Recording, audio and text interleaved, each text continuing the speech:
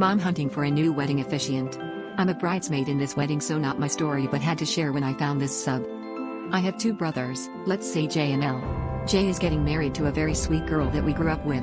Wedding date is set for 2 years from now. This girl and her family are very religious and conservative. We grew up in a similar household, but moved away from the church after L came out as bisexual. Currently, L is casually dating men. Jay's fiance's parents are paying for the ceremony, and their sole request is that the wedding be officiated by a Catholic priest. Jay and his fiancée are on board with this.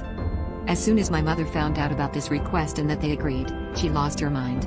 She's angry at his fiancé's family for requesting it, but mainly at my brother for saying yes.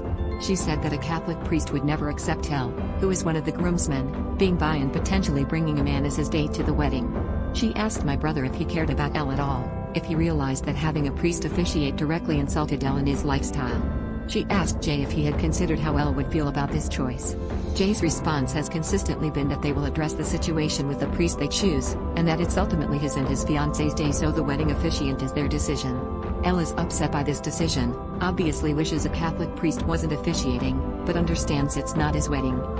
I know L has talked to Mom about backing off and letting the couple do what they want for the wedding, but she's on a tirade to have someone else officiate this wedding.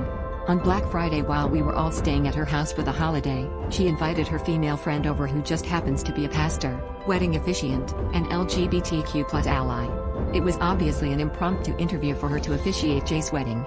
Jay, his fiancée, me, and even L were also uncomfortable. It's an interesting situation, and I get my mom wanting to defend L and his sexuality, but I don't think she's realizing she's putting a wedge between herself and Jay and his fiancée, not to mention his fiancé's family, as a result of all this.